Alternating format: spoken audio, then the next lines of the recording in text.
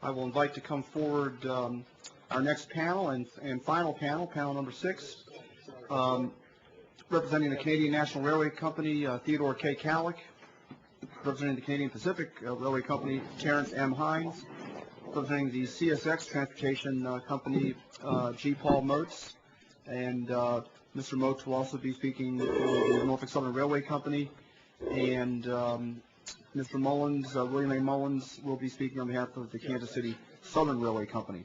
Each of the witnesses has been granted 10 minutes.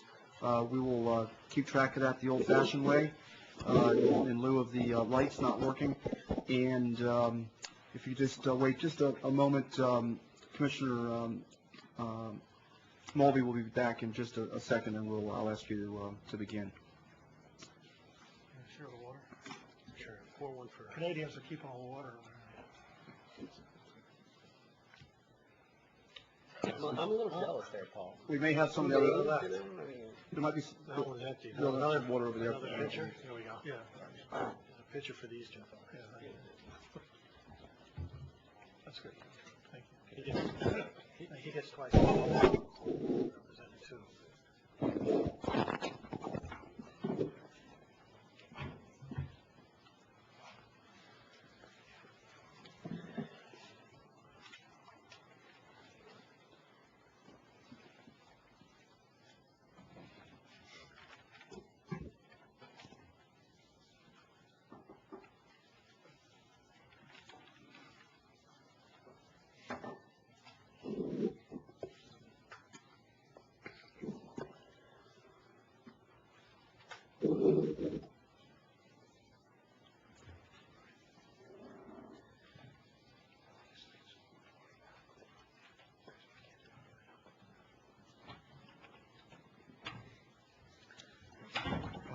Great. We'll start with Mr. Calick. Welcome, and please proceed. Good afternoon, Chairman Nottingham, Vice Chairman Buttrey, and Commissioner Mulvey. My name is Ted Calick, and I am Senior U.S. Regulatory Counsel for Canadian National Railway. Like others earlier, CN would also like to commend the Board for the effort and thought embraced within its proposals in this proceeding, and I thank the Board for the opportunity to appear here today. Mr. Calick, that mic, I think, is one of our softer ones. If you could just get a little closer for everybody. Thanks. Okay. We'll try it again. Thank you. Okay. It was off. While I will be available with my colleagues to address questions that the Board may have with regard to the questions in the January 22nd order, CN would like to explore further an issue not expressly listed in the Board's order, but which remains a concern for CN and the rail industry nonetheless. That issue is the Board's proposed prescription of adjustments to system average IRCS costs, particularly as it may apply to cases brought under the simplified standards against rates for hazardous materials.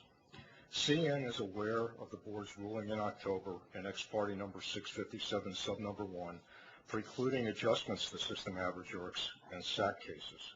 CN also understands the Board's challenge in this proceeding to balance simplicity and procedural access on the one hand with accuracy in its rate determinations and consistency with its well-established rate-making principles on the other. In our view, this proceeding differs fundamentally from Ex Parte number 657 sub 1. Unlike in SAC cases, the Board has proposed here that IRCS system average costs will be used not only in the calculation of the jurisdictional threshold, but also in the determination of reasonable rates themselves, an area in which we believe the Board has more limited discretion. With the added and heightened role of system average IRCS, CN respectfully submits that the Board should allow for consideration of the real and increasing cost above system averages involved for rail transport of certain limited categories of movements, such as hazmats, where costs that are actually incurred would be grossly understated or not accounted for under system average IRCS. By hazmats, I mean toxic by inhalation hazards, other poisonous and flammable liquids, and various environmentally and time-sensitive chemicals and materials. Not considering adjustments for such costs would elevate simplicity over accuracy to an inappropriate degree and effectively create a regulatory loophole that is likely to invite rate litigation in a way that CN suggests would be contrary to contrary to the board's policies and proposal, as well as ICTA. What kind of hazmat costs are we talking about here? They include the full cost of mileage allowances for use of specialized privately owned tank cars used to move most hazmats. They include the added insurance premiums for the significant and growing risk of moving many of these commodities, particularly in a post-9/11 world. They also include the added costs associated with speed restrictions imposed on trains carrying these commodities, including additional crew and equipment costs, additional yard costs for extra switching and marshaling due to special blocking requirements, additional derailment cleanup costs, additional training and certification costs for personnel handling hazmat cars, and added inspection and documentation costs. All of these costs are real, and most are readily measurable or ascertainable, but they would not be reflected in system average ERCs. In addition to these present costs, carriers are now or will soon be incurring significant added costs associated with implementing new security and safety regulations. These include the security action items announced last year by the Department of Homeland Security's Transportation Security Administration for the movement through high-threat urban areas of the most hazardous of the hazmats, TIHs such as chlorine and anhydrous ammonia. They also include the additional costs expected from the regulations proposed last month by TSA and DOT's Pipeline and Hazardous Materials Safety Administration. TSA's security action items direct railroads to reduce the risk of TIH transport by 25%, principally by reducing the dwell time of TIH cars in high-threat urban areas. Its proposed regulations would require rail carriers to provide, within 1 hour after the agency's request, shipping and location information for cars on their networks containing these hazmats and certain other commodities, such as radioactive waste and some explosives. They would also require carriers to ensure the attended transfer of all such cars moving to and from shippers, receivers, and other carriers at transfer points inside and even outside high-threat urban areas, so long as the car will at some point in transit eventually move through such a high-threat area. PHMSA's proposed regulations will require carriers to report volume and route-specific data for cars containing these hazmats, conduct a safety and security risk analysis for each used route, identify a commercially practicable alternative route for each used route, and select for use the practical route posing the least safety and security risk. The costs associated with additional security, storage, inspection, monitoring, tracing, reporting, and potential alternative routings for this traffic flowing from the TSA and PHMSA initiatives are expected to be significant. CN, along with the other railroads, is not requesting that the board afford a broad-scale opportunity to make movement-specific adjustments to system average ERCs in the vast majority of simplified cases. Instead, it is suggesting that the board provide the opportunity for a limited category of cases, such as hazmat, to establish costs that system average ERCs will significantly misstate. Even some shippers recognize the need for that kind of flexibility. This is particularly compelling for much hazmat traffic that rail carriers transport at significant risk of liability. The carriers have an obligation to haul these products, and most of the identified costs above system averages cannot be avoided.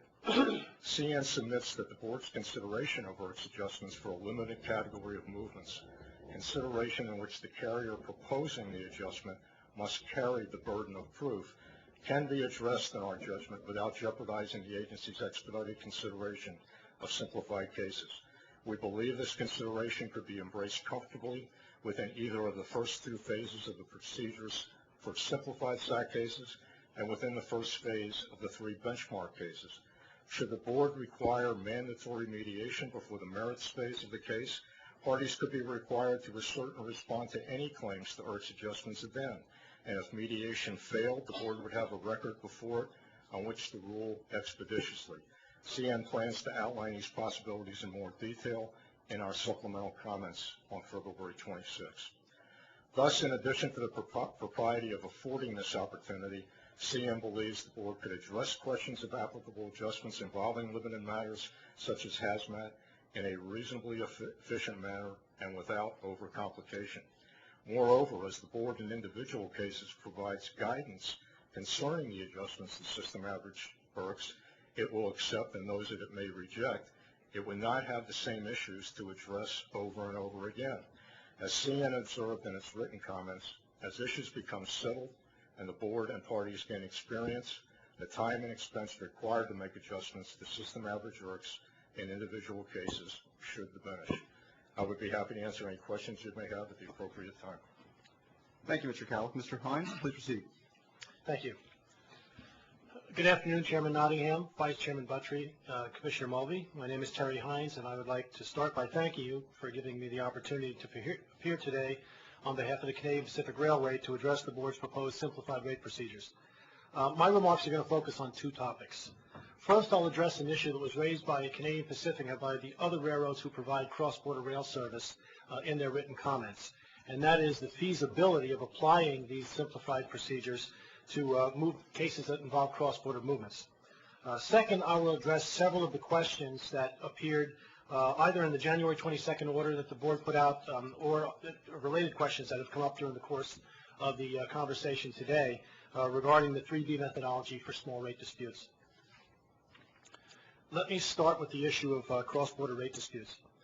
As CP and others have pointed out, the revenue and the cost data that are necessary to implement either the simplified SAC or the 3B methodology simply do not exist for traffic that moves between a point in the United States on the one hand and a point in Canada or Mexico on the other. For example, one of the key simplifications in the simplified SAC methodology is to use the defendant carrier system average IRCs cost to develop the operating and equipment cost. This will save time and money because it will avoid the need to develop case-specific operating and equipment costs in each instance.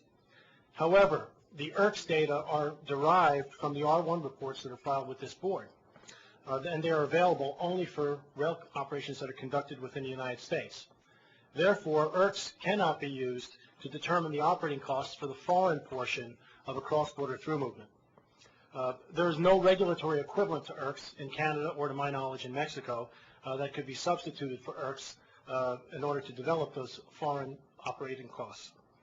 Nor would it be lawful for the board to simply make the assumption that the IRC system average costs of the U.S. road that's participating on this side of the border in a cross-border move are a sufficient surrogate for what would take place north of the border.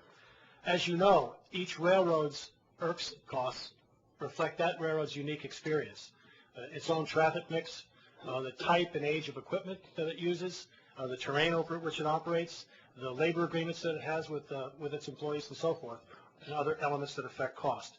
So the IRCs costs of one carrier are not properly transmittable to another carrier. The proposed 3B methodology is even more dependent than simplified SAC on data that simply doesn't exist in the context of cross-border traffic. Like simplified SAC, you would use the IRCs database to develop the cost both for the issue traffic and for the movements in the comparison group. In addition, the parties would use the carload waybill sample that is maintained by this board to identify comparable shipments and to determine the revenues that are to be assigned both to the issue traffic and to the movements in the comparison group. But the carload waybill sample doesn't contain all the information that is necessary to perform these tasks in the context of a cross-border through movement.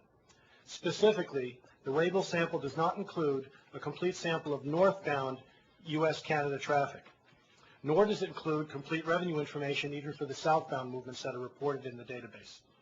KCS's written comments in this proceeding indicate that there's a similar problem with respect to U.S.-Mexican traffic. In short, the essential building blocks that the board has used to create its simplified procedures are simply incapable of providing the information that would be necessary to apply those procedures to the foreign portion of a cross-border movement. For this reason, CPR has asked the board to make it clear in its final rules in this proceeding that the simplified SAC and 3B methodologies will not be applied in a case that involves cross-border issue traffic. Now, it has been suggested by certain commenters that the board might just put this question off for another day, might leave it open and decide whether or how it would apply one of the simplified procedures in a cross-border case when such a case is presented to it. I would submit to you, however, that leaving the question undecided in your final decision in this case would be inconsistent with the board's stated objectives in this proceeding. In the January 22nd order, the board stated clearly that, quote, the overarching purpose of the eligibility thresholds was to offer clearer guidance as to who may expect to qualify to use a simplified approach.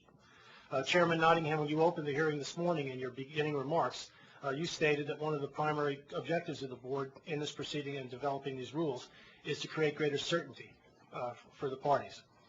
And consistently this morning we heard from the shipper community that they want to see a bright line rule. So they also want a clear, uncertain, or totally certain, statement as to what rules are going to apply when. So if the board fails to address this cross-border problem in its decision, you would create enormous uncertainty for both the carriers and shippers who are involved in those movements regarding what the board might do in the event that it is faced with a cross-border case. Again, I submit that that would defeat a fundamental purpose of this entire proceeding, and we would ask you to address that issue in your decision. Thank you, Mr. Hines. I'm sorry. I thought you Not were, through, not through. I'd like to turn to the 3B methodology. There have been a number of questions that were posed both in the January 22nd order and in the course of the presentations this morning about whether the board may lawfully use a methodology like 3B to use the board's words once it has exhausted all reasonable means of simplifying a SAC presentation. CPR's position is that the 3B methodology is not simply a simpler procedure for handling rate cases. Rather, it represents a major substantive departure from the CMP-based rate-making standards that have been used by this board and endorsed by the courts for many, many years. The fundamental premise underlying the 3B test, that the rate paid by a complaining shipper should never exceed by a significant margin the mean rate for the rates that are applicable to a supposedly comparable group of movements, is fundamentally inconsistent with Congress's and this board's prior recognition of the need for carriers to engage in differential pricing. Now, the shippers this morning asked the board to drop the simplified SAC standard in its entirety and to apply the 3B case very, very widely. Mr. Sipe recited earlier from the legislative history, which I will not repeat, which made it clear that Congress, when it instructed this board to develop simplified procedures, and again, you hit the nail on the head this morning, Commissioner Mulvey, that legislative history says in a case when a full SAC procedure is not practical. It didn't say a SAC procedure. But Congress made it very clear, and their words were that they did not intend to erode CMP in creating simplified procedures. I would submit to you that the shipper's proposal, the one that seemed most popular this morning, was a $10.5 million threshold up to which you would use the 3B methodology, wouldn't simply erode CMP, it would obliterate it. There's absolutely no warrant in fact or in good public policy to adopt a threshold at that level. Just think about it from a commercial standpoint. And again, the shippers that appear before you this morning, like Dow, they're big, sophisticated companies. And under their proposal, the $10.5 million threshold, they would be telling this board that you take a dispute that's worth $9 or $10 million, and you will decide it on the basis of a not very terribly rigorous, crude methodology, and to boot, they've asked you to try to get that done in 6 months for them. Now, in any other commercial context where companies have a dispute worth that kind of money, and it's in the courts, I submit to you that it's common knowledge that you're not going to get a decision in 6 months or less, and that the courts are going to be deciding that case are going to be applying a rigorous standard and a rigorous analysis to making the decision on the merits.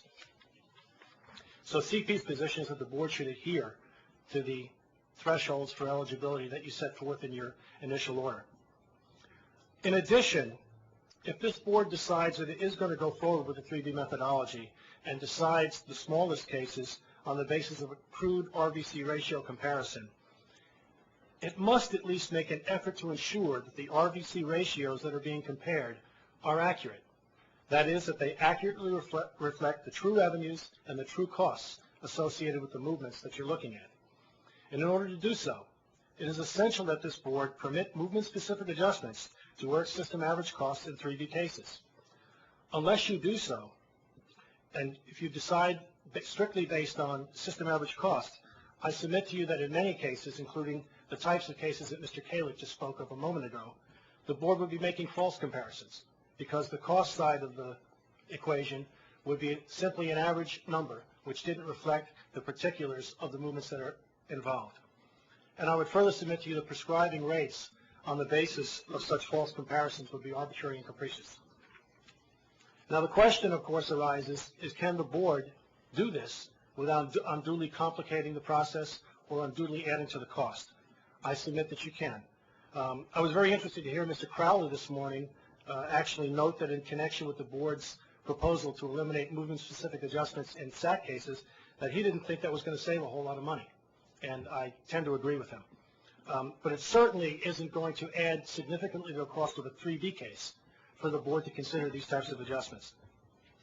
By their nature, 3B cases are going to involve a relatively small number of issue movements and comparison movements. Might be a dozen, might be 2 dozen, but it's certainly not going to be hundreds of different movements that you're going to be looking at. It would seem that making adjustments for such a relatively small number of movements, both the issue traffic and the comparison group, would not be unduly expensive or time-consuming. Furthermore, many of the adjustments that have been advocated by the parties in this proceeding are of the type such as payments to third parties or the cost of compliance with safety and security regulations. They're the type that can be readily identified with a movement. It shouldn't be a great mystery as to whether a particular cost is or is not being incurred in connection with a particular movement in the comparison group. And furthermore, I submit to you that it shouldn't be terribly controversial to determine the amount of those adjustments. I mean, if a railroad is making a payment to a third party, the amount of that payment should be readily discernible. Finally, the board can reduce the scope for disputes by providing guidance to the parties, either in its decision in this rulemaking proceeding or in a case-by-case basis as we go along under the 3B methodology regarding the types of movement-specific adjustments that it will entertain. In all of these ways, I believe that the board can improve the accuracy of its decisions in 3B cases without unduly complicating them or increasing their cost. And with that, I will stop and await your questions. Thank you, Mr. Hines.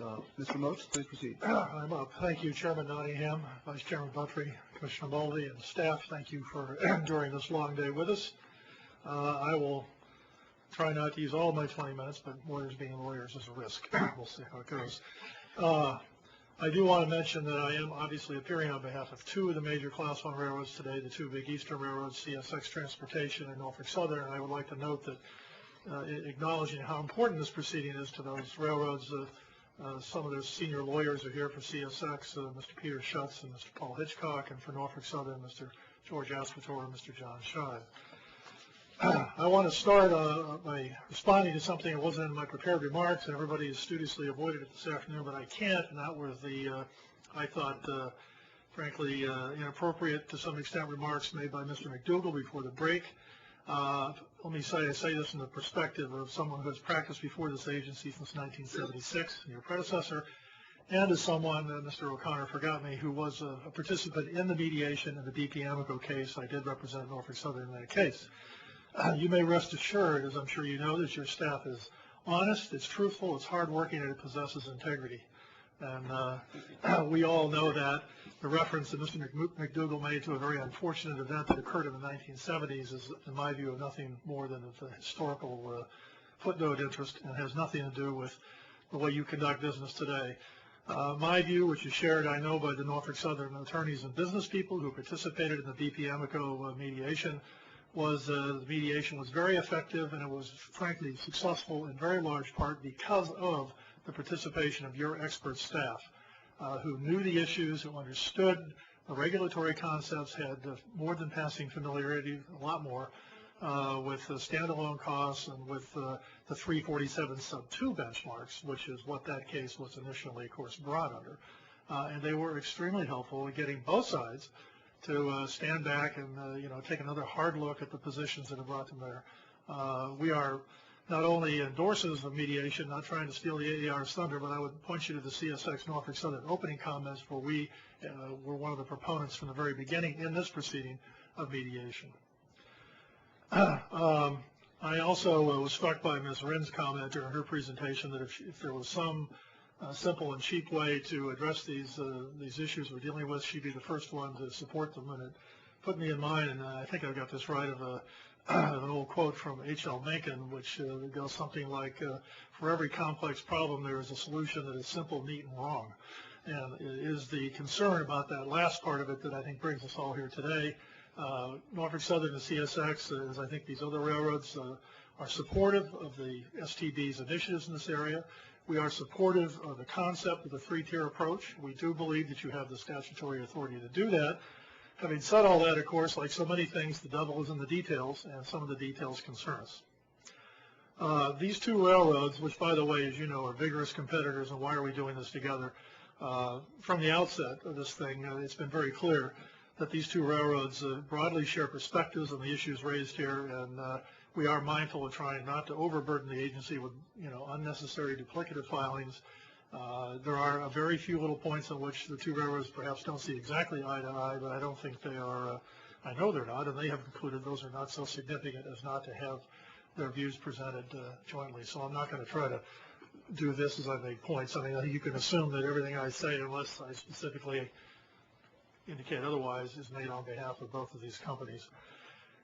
Our comments have all started, our written comments have all started the same, in that somewhere in the first several pages we have indicated core principles that the two railroads believe are critical to analyzing the issues here. I notice Ms. Wren has some core principles that Union Pacific embraces as well. I think you'll find these at pages 1 and 2 of our opening and reply, and it's way back at pages 5 to 7 of our rebuttal. Depending on how you count some of them, there may be as many as 10 of them. I commend them all to you and tell you we really do believe they are critical for guiding our view of this proceeding and the board's view, but I'm not going to talk about all 10.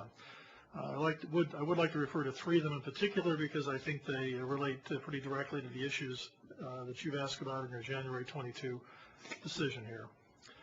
First, our first core principle is very simply stated: the more revenue that's at stake in an individual rate case, the more important it is that the rate reasonableness standards employed adhere closely to CMP principles and produce SAC-like results. Not exactly SAC results, Vice Chairman Buttry, and I'm sorry to use the term again, but that is we submit the linchpin and where all this has to start from. If we wander too far from the good grounding of CMP and SAC, we are at great risk.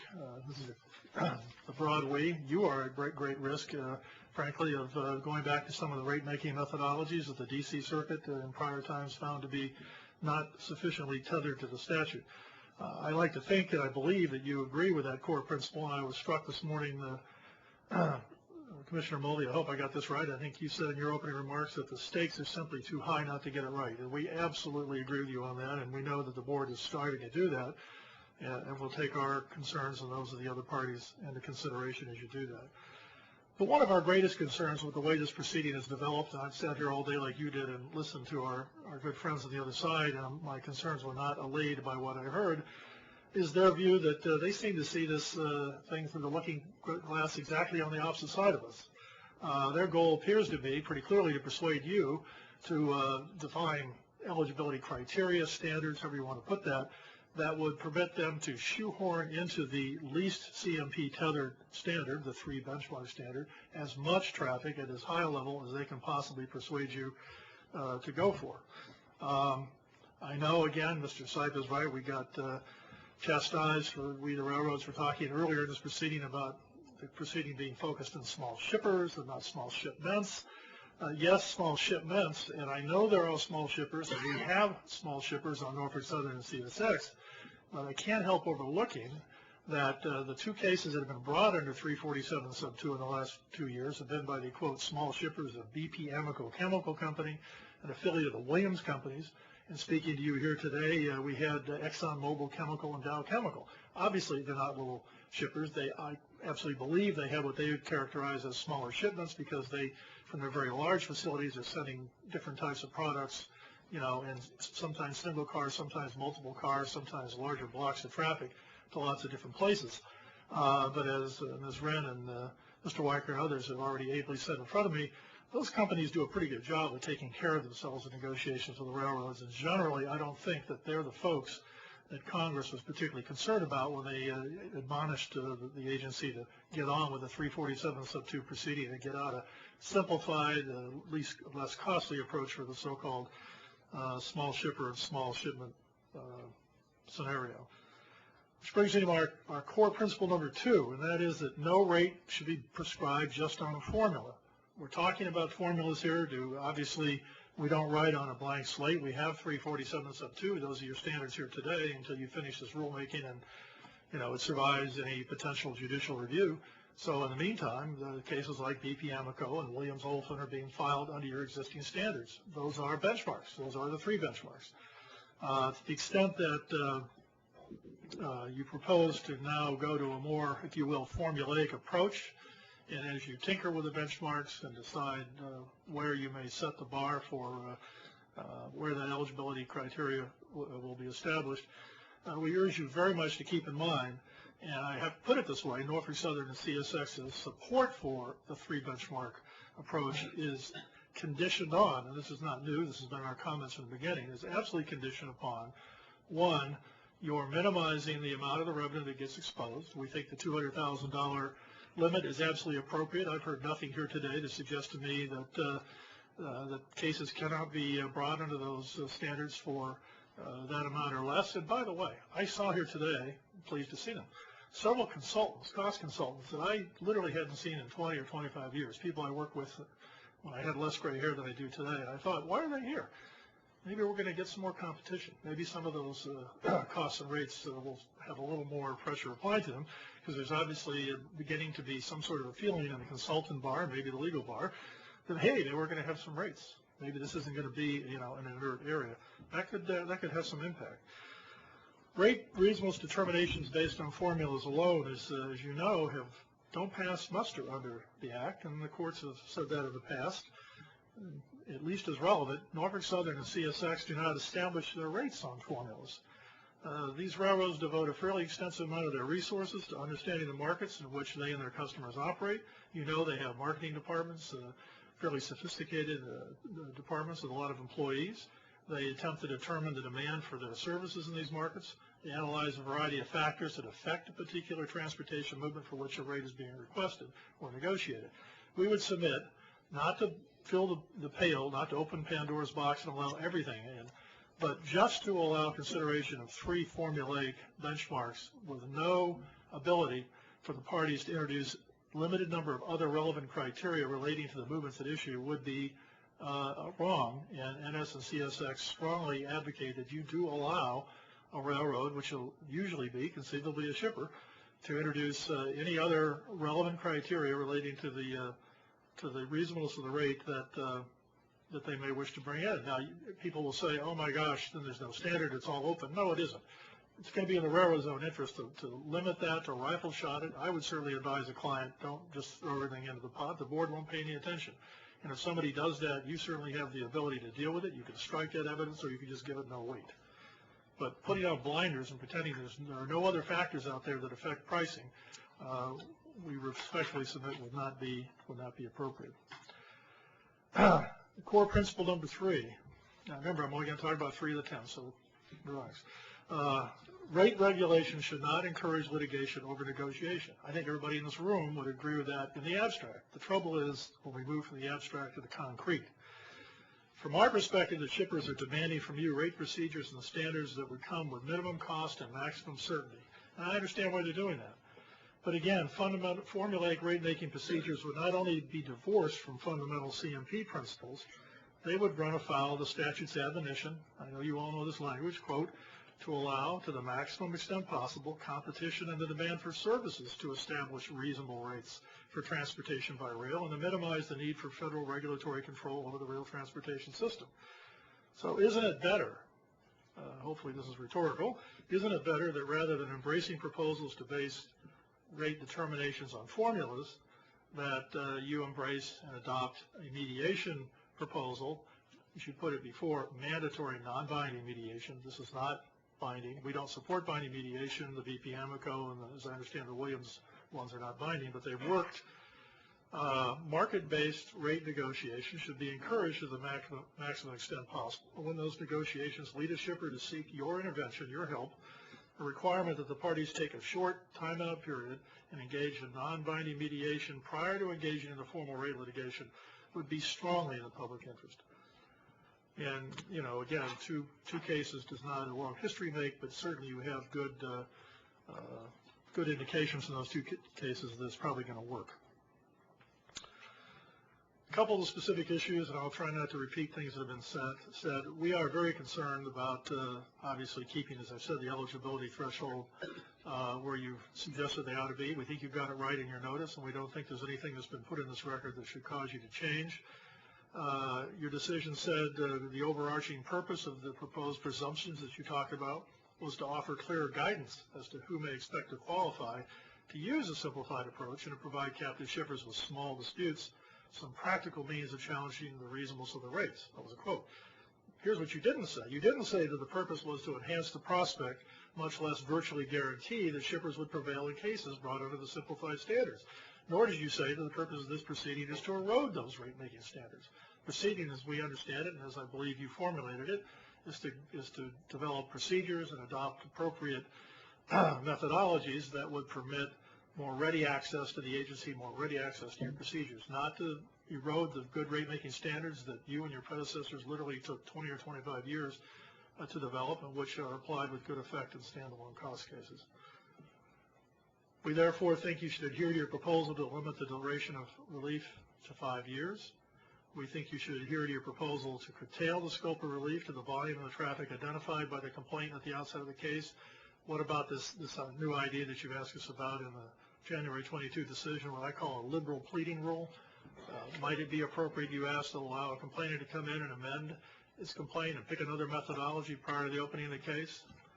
Emphatically, no, please don't do that. That would be incredibly unfair to the railroads. You will literally see, I would predict, changes in methodology the day before evidence is due or a very short period of time before evidence is due when a railroad is preparing to defend a case on one basis and the shipper dumps over and says, no, we're going to go with a simplified SAC, and railroad, you know, under your procedural schedule, railroad, your second disclosure is coming up and you've got to produce all that information relating to operating costs and, you know, construction and equipment and all that. We're not going to be ready for that. It wouldn't be fair. Something in the middle, maybe, you know, and, you know, I can't say that NS and CSX has authorized me to say here today that they would agree to a specific time period, but common sense suggests to me, having done some of these cases over the years, that if you're going to change the methodology on the brink of the filing, in a minimum give the railroad 30 days, I say why not tell the shipper in that circumstance there's a simple solution. You withdraw your complaint without prejudice and you file a new case. We start the clock over. Shipper's decision. We urge you to adhere to the aggregation rule. I don't think it is an aggravation rule. Opening the door to complainants, allowing them to file multiple cases covering traffic that properly should have been part of a full SAC or a simplified SAC case after a 3 benchmark case has already been tried and decided would shift the burden to us, the railroads, to complain about the strategy. And when we did that, what if this happened and you allow this to go into effect, and the second case and the third case, and we go, oh, we see what's going on here. This all should have been one aggregated case in the beginning. What are we supposed to do? We come to you and ask you to stop the new case, to do an investigation, to determine whether we were right, and how do you decide if we were right? And if you determine we're right and there's merit, what are you going to do? Reopen the prior case? Are you going to order the shipper that potentially got reparations in a prescription to pay the money back? I think there are a whole host of issues there that, you know, have to be grappled with and have some, frankly, some significant legal issues related to them. And finally, I don't mean to be unfair about this, but I am struck, having participated in the Carolina Power and Light case from Norfolk Southern with this whole issue of alleged gaming of the setting of the rate because of the percentage reduction method first came up, having participated in the ex parte 657 proceeding, and now having participated in this proceeding. Now the suggestion is that you can monitor abuses and fix it after the fact. Well, we suggested to you at 657, that's exactly what you could do with concerns about gaming by railroads of rates under the PRM. The answer was, no, that isn't good enough. I don't understand that. I think that's an inconsistency, frankly, in your approach. I'm not going to go into the questions. I've got a lot of nice stuff here about whether you overestimated SAC costs, underestimated simplified SAC. I agree with the prior guys. No, you didn't overestimate it. I think there's every reason to believe those costs are going to come down if the 657, I can't call them reforms, if the 657 changes go into effect. I do think that simplified SAC, we're all going to have to see, but $3.5 million sounds like an awful lot to me. Rerouting of issue traffic. I hope the barn door is coming close in that one, but we really want to emphasize how much we would oppose that. We think that, frankly, makes these cases much more expensive, much more problematic. You're going to have a whole big fight about whether some route that isn't being used actually could handle the traffic, and what would the cost be on that route, and they'll want to know why doesn't the railroad handle it that way today. Can of worms I don't think we need to get into. On the access to the unmasked waybill sample, I endorse Mr. Sipe and Mr. Weicker. They said almost exactly what I had said here. I think that you've got to give very careful concern to the mischief that might result if you permit the access of the unmasked data to be seen just by outside counsel and outside consultants. I'm an outside counsel. That's great, maybe more business, but I don't want to be in the position of trying to tell my client why I made a determination about what some comparable traffic ought to be. That's not my area of expertise. That's why the business people get involved in these cases. You don't want the lawyers and the consultants to be making those judgments, and that's what you'd be pushed to if you have data that can't be seen by the business people at the shipper or the business people at the railroad. Non-defendant traffic should absolutely be excluded from comparison groups. I do not understand how it's possible to tell my client that the reasonableness of your rates are going to be determined, at least in part, by the level of rates of your competitor railroad or some other railroad that is your connection. We can make all kinds of assumptions and maybe test the assumptions about how similar those railroads are, or how similar the portions of their systems to which the rate for that movement applies. We're going to all be dancing on the head of the pin if we do that, and that will drive costs through the roof. I will stop with just mentioning, I like the idea of testing, by the way, that came up today. I wouldn't stop this either. I agree with Mr. Sipe. We've been at this a long time. I think this has to move forward. It would be interesting to know how the testing could be done. Are we going to go back to some adjudicated SAC cases and test those results against, simplified SAC or 3 benchmark? And it seems like that's what we sort of have to do. I'm not saying this is insuperable, but we all need to think together about what that means in terms of the board even using some of the data that it has in those cases that was produced under protective orders and confidentiality agreements and the like. And the last thing I want to mention is exempt traffic. It has been mentioned here today. We applaud what you said about it in the fuel surcharge decision. We think that's the right thing to do here. Some kind of automatic rollback of an exemption so a shipper of now exempt traffic can bring a rate complaint and in some yet undefined manner sort of litigate over whether that was a proper revocation while the rate case goes forward. Not only gets the cart before the horse, I think it invites lots of mischief, puts lots of burdens on the railroads, and I would think that in the vast majority of cases you're going to end up concluding anyway that the exempt traffic is exempt for a good reason, and therefore you will not revoke the exemption. But under the formulation in your original notice, the parties would have expended a lot of resources on a rate case until you came to that conclusion. So it doesn't strike us at all as inappropriate that if a shipper of exempt traffic for whatever reason thinks that the factors that led to that exemption being granted in the first instance no longer apply to his shipment in a particular lane. I understand we're talking class exemption and pulling out a little piece of it for a particular shipper.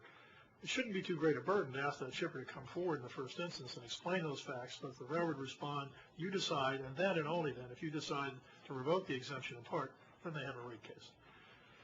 Thank you. I hope I didn't repeat too much. Thank you, Mr. Motes. Now we'll turn to Mr. Mullins. Please proceed, Bill. Thank you, Chairman Nottingham, Vice Chairman Buttrey, Commissioner Mulvey. My name is Bill Mullins. I'm appearing here today on behalf of Kansas City Southern Railway Company. I think, as you know, that since the adoption of SAC and the simplified cost reasonable standards in sub 2, 347 sub 2, that KCS has never been the subject of a rate complaint under either one of those processes. And accordingly, KCS doesn't really have a lot of direct experience with SAC or IRCs. And so we've left it to some of the others to address some of the questions that you raised in your recent decisions. And Commissioner Mulvey, I'm going to probably disappoint you in the sense that I can't address a lot of the questions that you've set forth in your most recent decision. But nonetheless, the board's proposal raises some significant concerns of KCS. KCS supports the idea of reducing the costs associated with litigating rate cases. And considering the congressional mandate, the board faces a hard task. And the staff and this board ought to be congratulated for the hard work. You've put in a lot of hard work into this, and it's very complicated, especially for railroads like us that don't have a lot of experience. And we thank you for that hard work. And we've got a lot of hard work to do ourselves. But we ask you that in modifying your rate cases and in developing these standards, that you consider the fact that not all railroads are the same. The proposed standards, which appear to be shaped by the board's Class 1 experience, could have a disproportionate impact on KCS and similarly situated Class 2 and Class 3 railroads. We ask that you keep in mind that one size does not fit all. It would be more appropriate and more legally defensible in our view to apply different processes and assumptions in cases involving KCS and other similarly situated railroads.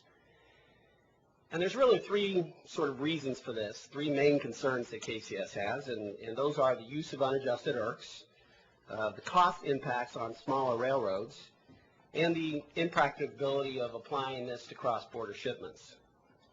Our primary concern is the use of unadjusted IRCs. Both simplified SAC and the three benchmark procedures depend upon the use of unadjusted IRCs. The rail industry as a whole concurs that some adjustments to IRCs must be allowed. And all parties, including the shippers, agree and admit that the use of an IRC's system-wide average cost cannot account for all the actual costs of a movement. And for that reason, KCS joins with others for calling for a system that does allow for the adjustment of IRCs in all the situations that you've heard. But the problem with the board's proposal in not allowing adjustments to IRCs is even more disproportionate with respect to KCS and smaller railroads. This is because IRCs is primarily a mileage-based system, and because of the way IRCs allocates the various inputs that goes into the system, applying unadjusted IRCs in cases against carriers like KCS and others would simply magnify the inaccuracies that already exist in IRCs and could produce artificially low prescribed rates. There are three main reasons for this effect. First, IRCs understates the costs incurred by railroads like KCS, who have a large percentage of short-haul movements that involve a significant amount of intensive activities, such as switching, pickup, and delivery services. This is in contrast to the longer-haul traffic characteristics of the much larger Class 1s. IRCs, being largely a mileage-based system, therefore does not adequately account for time-intensive activities on systems like KCS. And as evidence of this, to sort of test this theory, we hired an expert, Mr. George Woodward, who, working with KCS personnel, examined sample traffic movements on KCS and compared those to unadjusted IRCs costs. And I believe that he found, or not that I believe, but he did find that the IRCs-based cost produces rates that could be 30% lower than KCS estimated cost. And I believe that this is the only study in the record that reflects the fact that IRCs actually produces significant understatement of actual costs. And this isn't just the 1 to 2% difference that the board noted in when they did away with adjustments to IRCs in SAC cases. We're talking 30%. And so this could significantly prevent KCS from being able to recover our fully allocated costs if you continue to apply unadjusted IRCs in cases involving KCS. And the second reason why unadjusted IRCs would be harmful to KCS is that IRCs understates KCS's cost of capital. Although IRCs purports to be an industry-wide average cost of capital, this figure is based upon the average cost of debt and equity for the largest Class 1s, UP, BN, CSX, and NS. It does not factor in the U.S. operations of CN, CP, or KCS. Yet the four largest Class 1 carriers have costs of capital that are lower than KCS's. For example, in 2005, the STB found that their average cost of capital was 12.2%. Yet under the same methodology, KCS's weighted cost of capital is estimated to be in the 14 to 16% range. And again, the evidence is on the record supporting that. As a result, applying the industry average cost of capital in a rate dispute involving KCS as IRCS does, and as the board's proposal allows, will understate KCS's costs and its revenue needs. Finally, IRCS does not accurately cost KCS movements because the econometric and statistical inputs and allocations that go into IRCS are outdated and produce an inaccurate picture of actual cost. For example, IRCS relies on switching studies conducted in the 1940s and the 1950s. And this is a problem that is noted by the United States Department of Transportation in their comments, and we agree with DOT's concerns. So obviously, if the board is going to heavily rely upon IRCS in its simplified rate complaint cases, then IRCS should be as accurate as possible. Well, it isn't. And KCS and others must be allowed to make adjustments to IRCS to account for its inaccuracy. And while the use of unadjusted IRCS is a primary concern to KCS has two other concerns. The cost that smaller railroads will bear in the event that the proposed standards are adopted, and the difficulties associated in applying these standards to international through movements. Vice Chairman Buttry, you've made comments about the impacts on small businesses, and I think it's a two-sided coin. There's significant impacts on smaller railroads and short class 1s, class 3s that are smaller, and I don't believe these proposals adequately account for those costs. We don't even use IRCS. We don't even have familiarity with IRCS now, so we're going to have costs associated with just getting up to speed on that. You have costs getting up to speed in producing discovery information based upon IRCS and issue traffic. And you're going to have significant adjustments in the way that our railroad has to operate. And those costs aren't accounted for and aren't weighed, and we ask you to consider those costs. We also believe that, as others have stated, that shippers are going to use this as a way to gain leverage on the smaller class 1s and class 2 and class 3 railroads. These large shippers that are 10 times the size of our railroad will be able to use these processes to game the system and gain leverage on us. And we don't think that's accurately accounted for either. And finally, KCS's concern is one expressed by CP and CM that it's difficult to apply these standards to U.S.-Mexican cross-border traffic. As CP has observed, no party has actually opposed the idea of not applying the simplified methodologies to cases involving cross-border movements. So we ask that if you apply the proposed standards, that you do not apply them to cross-border through movements, or if you do, you should allow us, which we think would be almost impossible or impractical given the concerns that Mr. Hines has already expressed, but at a minimum, you would have to allow specific adjustments to IRCS in those cases. In conclusion, the board should not rely upon unadjusted IRCS in cases involving KCS. Under the proposed unadjusted IRCS-based standards, KCS not only could be exposed to otherwise avoidable and inappropriate litigation, but it is quite possible that a challenged rate incorrectly could be found to be unreasonable. Similarly, a rate prescribed at the statutory threshold in actuality could be beneath what Congress has by statute deemed to be reasonable. In either case, KCS's efforts to become revenue adequate are undermined. If the board has discretion to prohibit the use of movement-specific adjustments to IRCS in the SAC cases, which the board believes it does, then it also has the discretion to allow such adjustments in cases involving KCS and other similarly situated carriers. The board's intent to move quickly to resolve disputes between shippers and carriers is admirable. And KCS appreciates the hard work and the furtherance of a very challenging congressional mandate. But in continuing that hard work, KCS urges the board to reevaluate its proposals, consider its likely impacts upon railroads like KCS, Class 2s and Class 3s, and at least adopt our proposals and suggestions. Thank you. Thank you, Mr. Mull. Thank you, panel. We'll turn to questions now. I had a question for two Canadian railroad witnesses. Thank you for being here. On the issue of cross-border movements, I just want to make sure you both addressed that, I believe, but I want to make sure I understand your concerns and why can't we use IRCS and apply that to cross-border movements? Because there are no IRCS data for the northern portion. IRCS is data it's specific to each railroad. It's based on the R1 report that each railroad files. You don't have R1s for Canadian National or Canadian Pacific Railroad.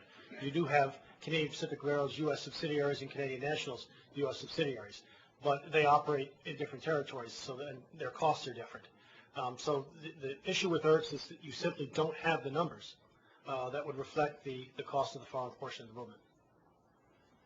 And what about the idea of applying the U.S. Portions of the travel or the U.S. subsidiary costs to the entire movement, including the Canadian portion? Well, I addressed that in my remarks. Let's take a hypothetical movement, moving from Calgary on the Canadian Pacific, across the border to Kingsgate to Union Pacific down to Los Angeles, say. Okay, and the proposal that you're positing is that you would just take Union Pacific's IRCs costs and apply those to the entire movement. Am I correct? Yes. We would argue that that would be arbitrary and terribly inaccurate.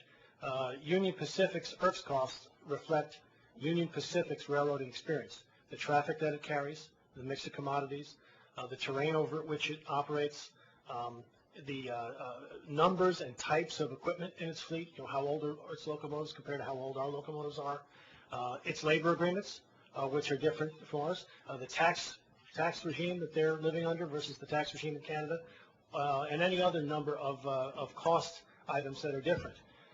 So Union Pacific's IRCs, average IRCs numbers, or Norfolk Southern's or CSX's would not accurately reflect the costs associated with Canadian Pacific, and accurately reflect, as a surrogate, the cost for CP for moving the northern part of that movement.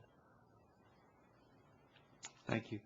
A question to Mr. Motes. If I heard you correctly, Mr. Motes, you made the point that we should allow, the process should allow, a simplified process should allow more than just 3 benchmarks to be examined, and that parties should be able to bring in more information. Does that raise concerns for you about just endless discovery? In case we are obviously trying to simplify, streamline, expedite, et cetera, and I just want to make sure we're not stepping into something if we were to go with your recommendation. Well, first of all, Chairman Nottingham, you heard me correctly. That is something that Norfolk Southern and CSX, I think I indicated this, expressly conditioned their support for a 3 benchmark approach on, because absent the ability to introduce, critical words here, limited, relevant evidence regarding the movement at issue, beyond just those 3 benchmarks, there is every reason to suspect, I would submit, that you're going to get results in some cases that are going to be grossly, grossly wrong. This doesn't work perfectly, but the Vice Chairman earlier today talked twice, I think, about an unnamed shipper he had heard from who had concerns, and the railroad, whoever this railroad was, convinced him to put in, I think he said, some sidetracks, and the idea would be that he'd get a better rate, and unfortunately he didn't get a better rate, and obviously you don't know what those circumstances were. What I'm aware of, I have known about for decades in the railroad industry, it started, I think, in coal mining, but probably true in lots of other areas. Shipper wants to put in that sidetrack. He negotiates with the railroad, and they enter into an agreement, and the shipper gets a rebate. Once he invests the money and builds the track, he gets a rebate for his investment off the rate, or if the railroad builds the track, it works the other way around, and that's going to be built into the amount he gets charged. If that side agreement is something that would be pretty darn relevant to know about if you were using that movement as one to compare to another guy who didn't build the sidetrack or hadn't made that investment. That may not be the best example, but it came to me when you made that comment, Vice Chairman. So, and I did try to say earlier, and I'll say it again, no, we're not trying to open Pandora's box, and I understand the concern. It's easy to attack this caveat on the grounds that just means everything's in play. Not at all. It would be in the railroad's interest, and a shipper could do this too in some circumstances, the shipper's interest, to make these other indicia relevant to the pricing of the movement very limited, very focused, and very relevant. And if they didn't, as I said, you could have a motion to strike it. You don't have to give it any weight.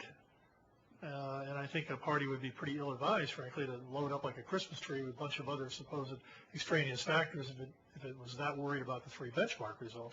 It's not what we're trying to suggest. We're trying to say, please don't blinder yourself by using just formulas. Again, my friend Mr. Mencken says, simple, cheap, and wrong isn't going to get it done for us. Okay, and just one more question to Mr. Calick and Mr. Hines. Do you see any concerns that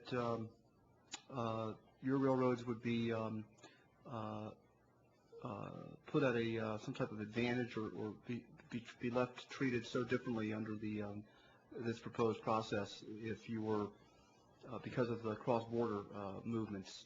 If any time, let's say you hypothetically pick up auto parts on the Canadian side, take it to Detroit, then proceed with finished product into Canada for a part of routing and back into the U.S., and then do we need to be concerned here that if a small shipper were to say, hey, we want to, avail ourselves of the small rate dispute resolution process, that you would be able to say, well, you can't. We're not part of that deal. Well, I think there's really a fundamental choice. Our position with CN differs a little bit from CP. The board historically, by Supreme Court precedent, has jurisdiction over international through route traffic. So in the example that you gave, assuming that that's a continuous movement that the board might have jurisdiction over, our position is that the board has to recognize that IRC status doesn't exist on the Canadian side, number one.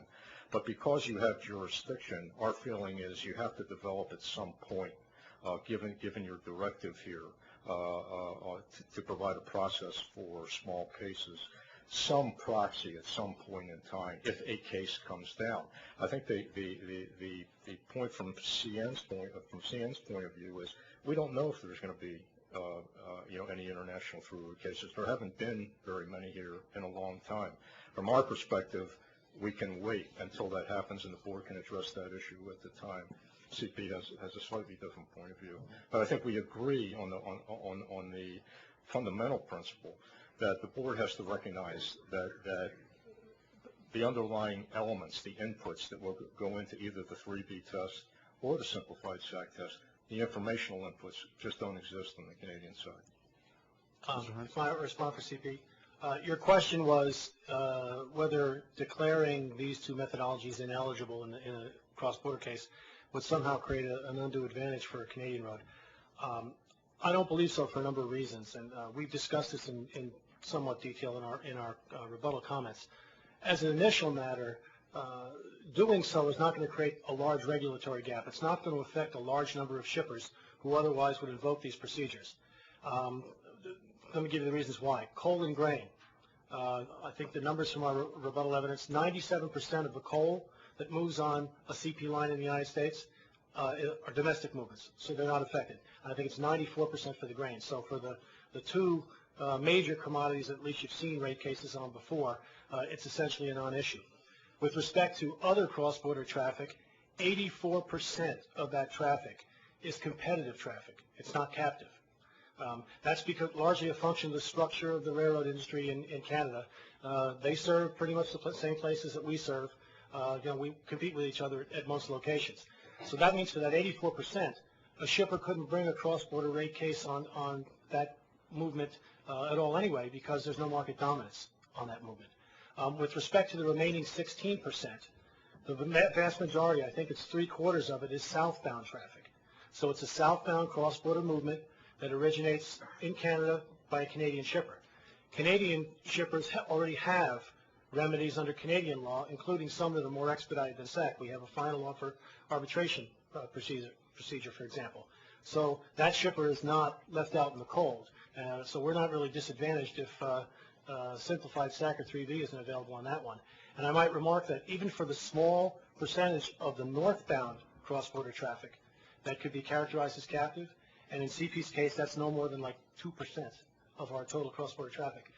A U.S. shipper originating that traffic may, under Canadian law, invoke the final offer arbitration procedure. So even that shipper has somewhere to go. And having said all that, you, of course, in 657 have taken measures to try to make the SAC procedure less expensive and more user-friendly. And if you ever were faced with a SAC case involving one of these cross-border movements, I mean, there are things that can be done. Technical conferences with the staff, the use of stipulations, mediation, which is another thing that was mentioned today, and I would say Canadian Pacific generally would be in support of the concept of mediation. Those sorts of things will be available and helpful to the shipper. But Overall, I don't think you're creating any undue advantage for the Canadian roads by addressing this issue now. And at the same time, I think you're doing good for both us and for the shippers by addressing it and at least letting people know what the rules are. Thank you, Mr. Hines. Vice Chairman Buttrey, questions? Mr. Moats. Sir. Were you counsel for BP, were you counsel for NS in the BP case? You said you were involved in it. Were you lead counsel? Yes, I didn't mean to be elliptical. We were counsel for Norfolk Southern. I have a hypothetical question for you. It's been troubling me for months. So now you get it. You happen to be, I don't know about this one. you happen to be here on the right day. For the right day. I'm curious why there wasn't a motion filed to dismiss that case, because BP is not a small shipper. Like Ms. Wren, I have to stop and think for a minute and make sure I don't say something I'm not supposed to say. Ms. Wren's still here. She's making notes right now.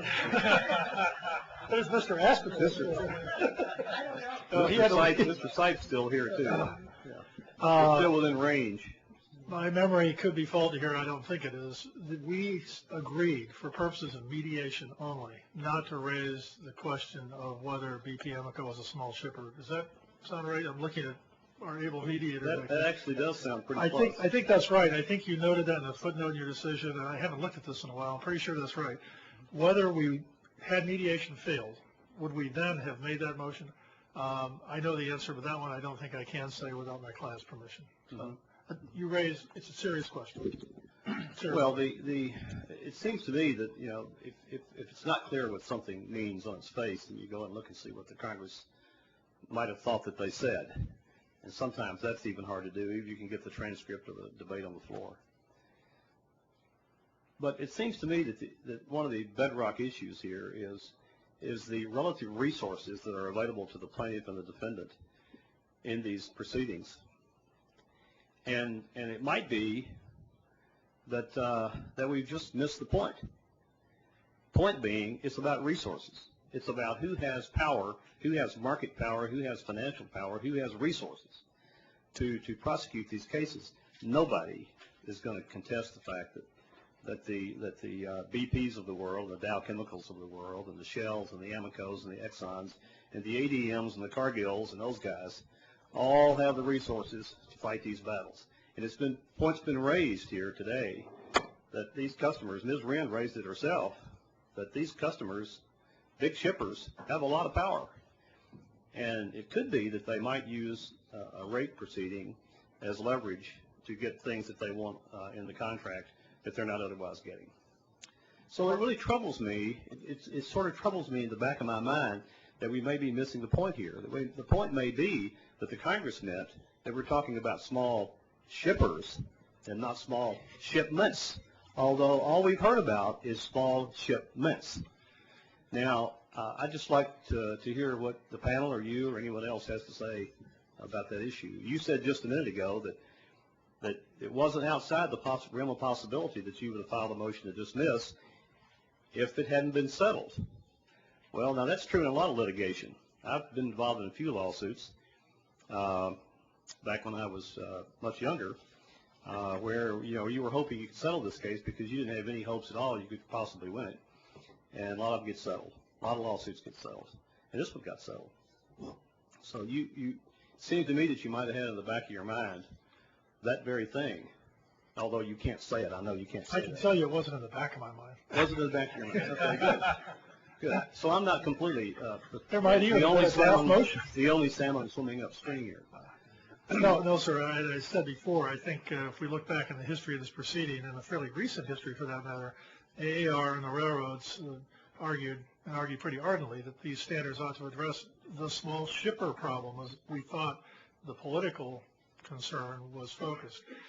We were told pretty expressly by the agency not to change that paradigm and to focus on small shipments, and we know that literally the language of the statute talks about the cases where shipments that cannot support the cost of a full standalone presentation will be dealt with, and the statute uses the word shipment. So we have stopped carrying that cudgel, but I'd be pleased to pay it up again, because I do believe what you just said is absolutely correct. And again, this is not meant to be pejorative. In fact, my law firm represents a lot of these fine chemical companies you just mentioned in other contexts, but the Exxon Mobils and the BP Amicos and the folks you've been seeing here, Dow Chemical, you know, in the Williams Company, which is, I think, the case that was going to maybe settle today through mediation.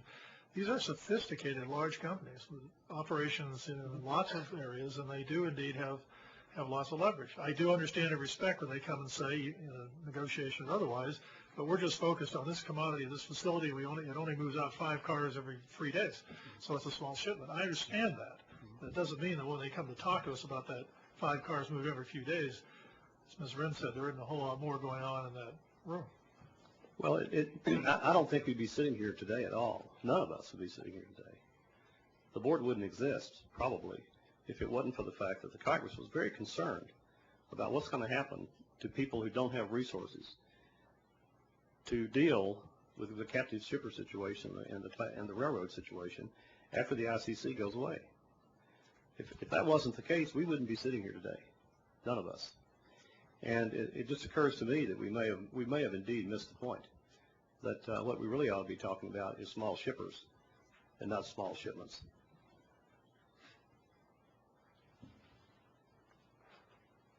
That's all I have to say. Thank you, Mr. Most, for letting the Vice Chairman sleep better tonight after all these many months. Commissioner Mulvey?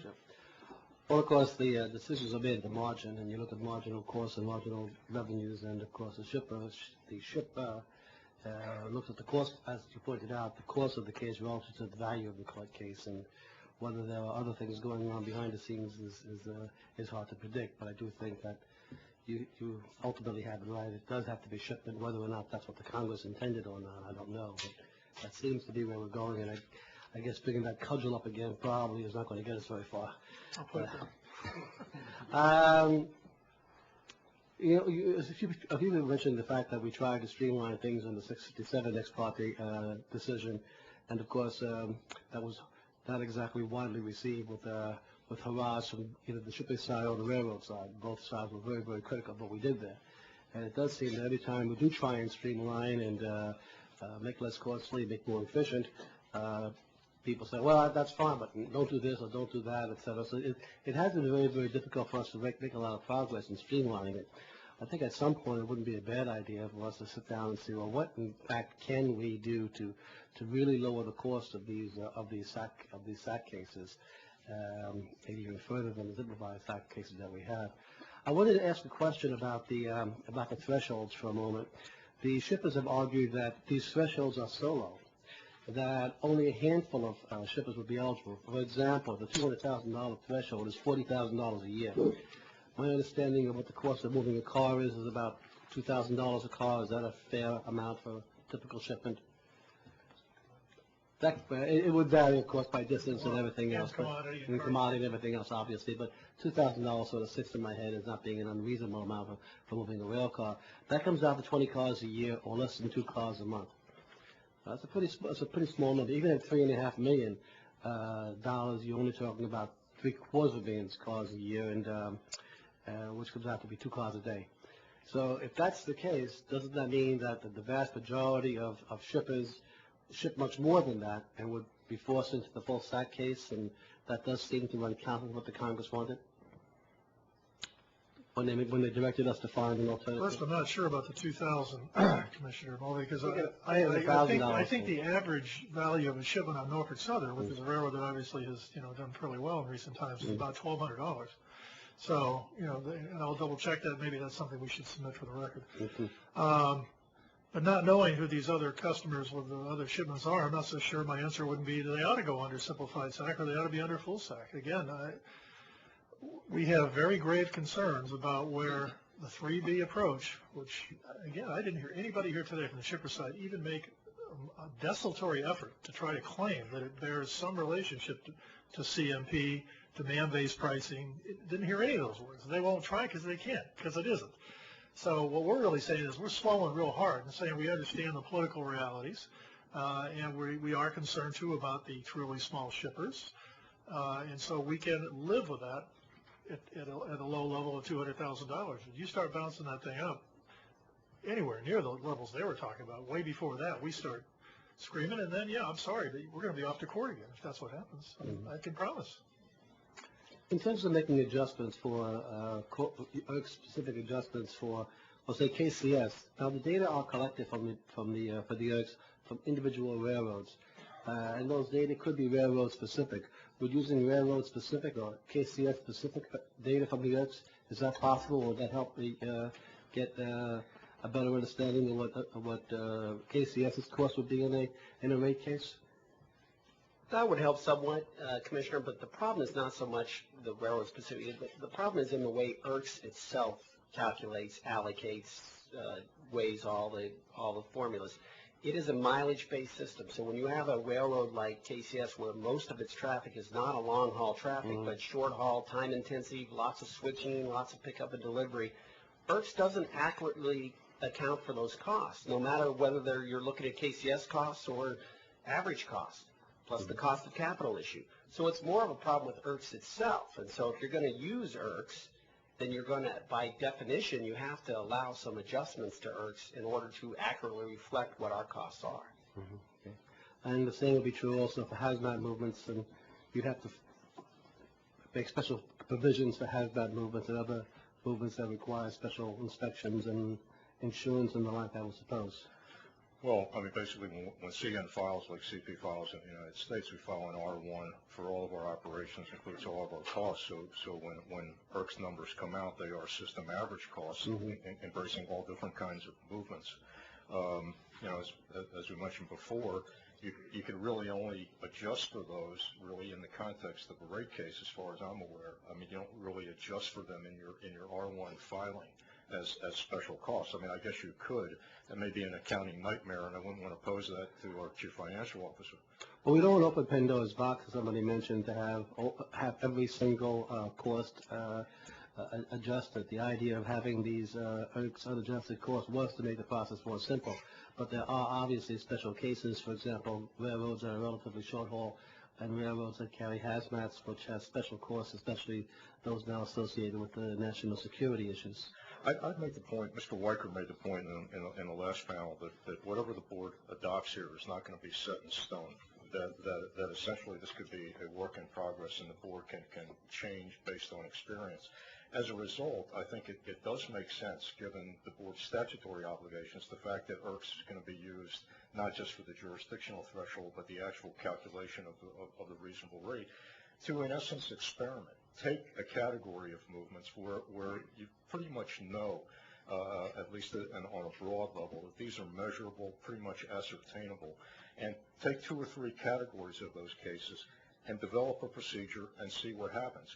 It may work, it may not work. If it works, you may allow other kinds of adjustments to come in. Over time, the board would develop a process. It would, let's say even for hazmat, it would take some, reject some. There would be a body of precedent. So in that sense, that may be just a first step. And then 2 years from now, the board could take a different step. I wonder if there's enough issues here about the unadjusted ERCs that for KCS and the smaller railroads, that maybe we need to have another proceeding looking at ERCs and whether or not we need to update the way we do ERCs and make it more sophisticated so it can handle some of the special cases like KCS and the movement of hazmats. Because ERCs has been around a while in terms of the way it's been developed, and some of the regressions that are used, some of the econometrics that have been used are getting pretty dated now. So. My main comment to that would be, there's nothing wrong with doing a rulemaking, and in theory, that's another way to proceed. I think the question has become based on the history that if we get into an ERCs rulemaking, this is not an easy process, both from a resource point of view and a technical difficulty point of view. It may take at least a couple years or more to really come up with an answer. In the meantime, you've got these cases. You could do 2 tracks, but I certainly wouldn't hold any of these adjustments in abeyance pending the completion of an ERCs rulemaking. There's also the question of whether the broader exercise is worth it, whether you get enough bang for your buck.